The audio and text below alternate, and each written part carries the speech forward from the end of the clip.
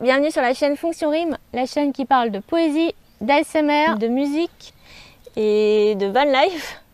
Plein de sujets hétéroclites sur cette chaîne. Donc si tu n'es pas encore abonné, je t'invite à le faire en cliquant sur le petit bouton rouge. Et pour ceux qui le sont déjà, à activer la cloche de notification afin d'être alerté lorsqu'une nouvelle vidéo est publiée. Voilà, j'ai fait mon boulot. Donc aujourd'hui on est en pleine nature, il fait super chaud, donc j'ai décidé de changer d'endroit pour tourner. C'est un peu plus sympa, ça change de l'intérieur derrière dans le van. Pour ceux qui n'avaient pas remarqué, voilà, oui j'habite là-dedans, c'est chez moi. C'est Vanou. Et donc le sujet de la vidéo du jour c'est la strophe, enfin. Donc nous allons parler de la définition de la strophe, à quoi ça sert. On va évoquer quelques noms de strophes et aussi des petites subtilités. Parce qu'on aime ça, les subtilités dans la poésie. Donc dans la vidéo précédente, j'avais déjà abordé succinctement ce qu'était une strophe. Si vous ne l'avez pas encore vu, je vous invite à cliquer ici. Donc une strophe, c'est un ensemble de vers. Et ça sert à composer un poème. Et à l'écrit, on sépare les strophes par des interlignes. Alors la première strophe qui existe se compose bien sûr d'un seul vers, elle se nomme le monostiche. Et une strophe de deux vers se nomme une distique. Alors cette fois, pour donner des exemples, je vais m'aider de mon livre « Les 100 plus beaux poèmes de la langue française », anthologie de Jean Orizet. Voilà, disponible dans le livre de poche pour un prix de 5,20 € quand même. Non, parce que vous pensiez que j'allais écrire un poème pour tous les exemples que je vais citer. Non mais on est où là? J'ai pas que ça à faire de mes journées moi. Donc bien entendu je ne fais pas de la pub pour ce recueil, hein, je ne suis pas rémunérée. Mais c'est très intéressant parce qu'il répertorie en fait tous les poèmes les plus utilisés dans les cours de français par exemple depuis l'école et les poèmes les plus connus en fait des Français.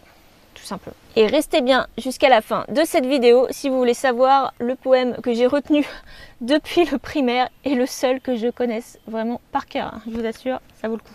Et je suis sûre que vous le connaissez également. Alors, premier exemple qui regroupe monostiche et distique, le poème Bonheur d'Arthur Rimbaud. Ô saison, ô château, quelle âme est sans défaut.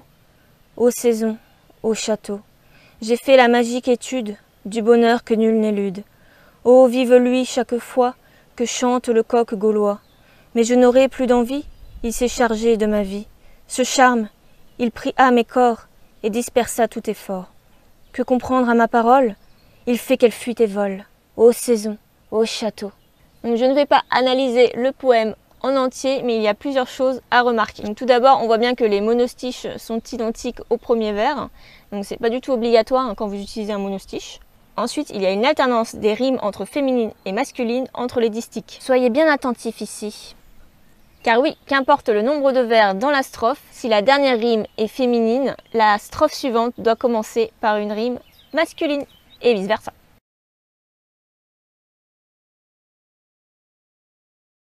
Donc, comme d'habitude, ce n'est pas obligatoire en poésie moderne, même si c'est quand même recommandé, parce que voilà, c'est sympa. Mais bien sûr, c'est obligatoire en poésie classique. Et je vous renvoie de nouveau à la vidéo précédente qui traite de l'alternance des rimes si jamais vous avez un doute. Je vous donne maintenant un exemple de strophe à 3 vers qu'on appelle le tercé. Pour cela, j'ai choisi le poème Les roses de Sadi de... Alors... je ne sais plus. De Marceline Desbordes-Valmore. J'ai voulu ce matin te rapporter des roses, mais j'en avais tant pris dans mes ceintures closes, que les nœuds trop serrés n'ont pu les contenir.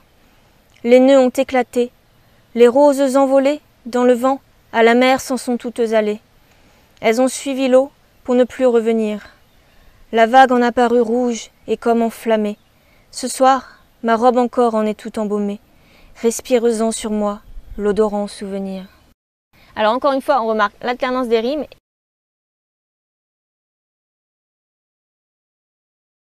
Et la disposition particulière des rimes, puisque nous avons une rime plate dans chaque strophe et une rime embrassée avec la strophe suivante. Ce qui est très intéressant, je trouve.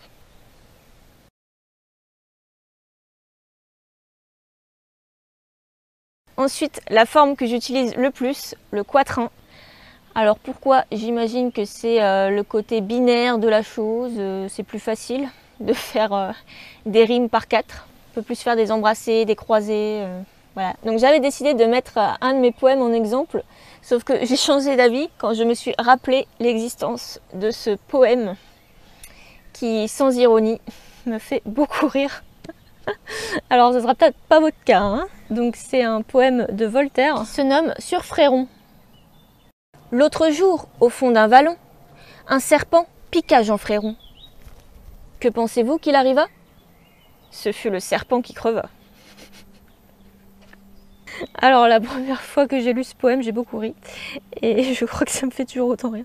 Bon, en dehors du comique de situation, qu'est-ce qu'on remarque? Que le poème ici ne comporte qu'une seule strophe. Et oui, c'est tout à fait possible. D'ailleurs, j'ai un autre exemple de quintile qui forme un poème à lui seul. L'adieu de Guillaume Apollinaire. J'ai cueilli ce brin de bruyère. L'automne est mort, te souviens-t'en. Nous ne nous verrons plus sur terre. Odeur du temps, brin de bruyère.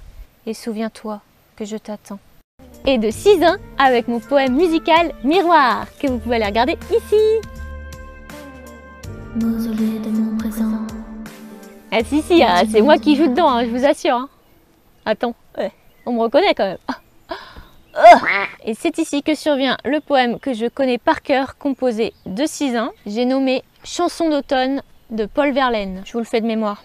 Les sanglots longs des violons de l'automne blessent mon cœur d'une langueur monotone. Tout suffocant et blême quand sonne l'heure, je me souviens des jours anciens et je pleure. Et je m'en vais au vent mauvais qui m'emporte de ça, de là, pareil à la feuille morte.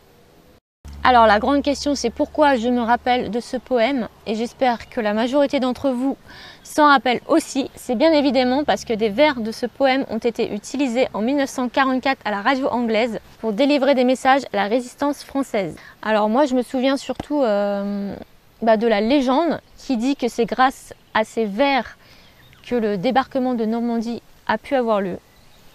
Donc vérité ou pas, je vous partage la source dans la description, hein, même Wikipédia ils savent pas. Donc voilà, en tout cas ça a vraiment été utilisé pendant la guerre. Et depuis le primaire, je m'en souviens.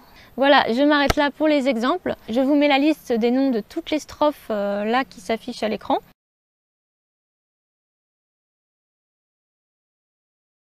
Et vous les retrouverez également dans la description. Donc qu'est-ce qu'il faut retenir sur les strophes? Qu'il s'agit d'un ensemble de vers, sauf cas du monostique.